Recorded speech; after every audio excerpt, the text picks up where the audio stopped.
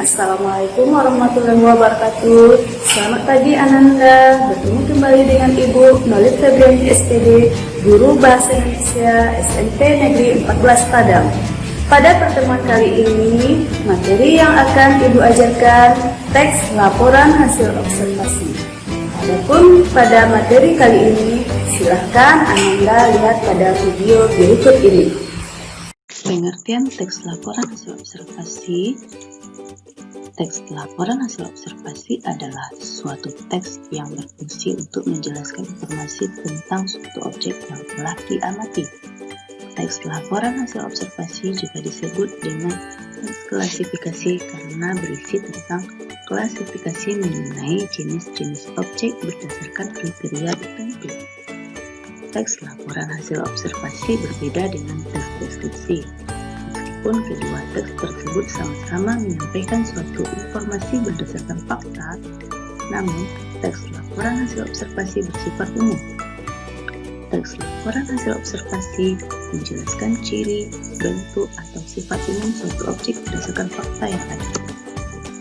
Fungsi dari teks laporan hasil observasi yaitu melaporkan hasil dari sebuah tugas dan pengamatan, menjelaskan dasar dari penyusunan keputusan atau solusi dari masalah dalam observasi, sarana untuk dokumentasi, sumber. Tujuan dari teks laporan hasil observasi. Setiap pengamatan pasti memiliki tujuan. Tujuan tersebut dituangkan dalam laporan hasil pengamatan berupa teks. Secara umum, tujuan observasi adalah memberi informasi tentang suatu objek tertentu berdasarkan fakta yang ada dan mencari pemecahan masalah berupa hipotesis. Adapun tujuan lain dari observasi adalah untuk menemukan cara atau teknik baru yang belum pernah digunakan sebelumnya, mengambil keputusan yang jauh lebih efektif dengan observasi, mencari tahu perkembangan masalah tertentu, dan mengawasi dan memperbaiki. Nah, berikut ini merupakan contoh dari teks laporan hasil observasi. Silahkan Anda lihat gambar berikut ini. Gambar apakah ini? Nah, pasti Anda tahu kan, ini adalah gambar beruang madu. Contoh teks laporan hasil observasi. Beruang madu.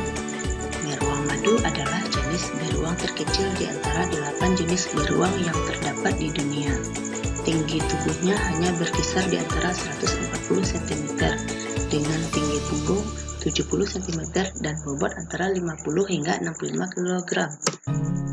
Bulu yang cenderung pendek namun berkilau terlihat menutupi seluruh tubuh beruang madu kecuali telapak kaki. Terdapat ciri berwarna jingga yang berada tepat di bawah leher. Beruang madu hidup di pepohonan. Mereka dapat bergerak dengan kecepatan 48 km per jam dan memiliki tenaga yang amat kuat. Karena tergolong mamalia, betina-betina beruang madu menyusui bayi mereka setelah beranak. Hewan yang ini tergolong pemakan segala.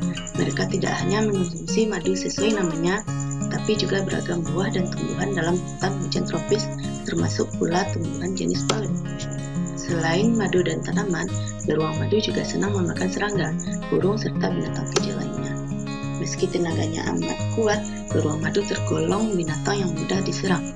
Mereka juga terancam punah karena habitat aslinya telah hilang dan rusak. Merangkum dan menyajikan laporan hasil observasi. Merangkum untuk menulis teks laporan hasil observasi. Langkah menulis teks laporan hasil observasi.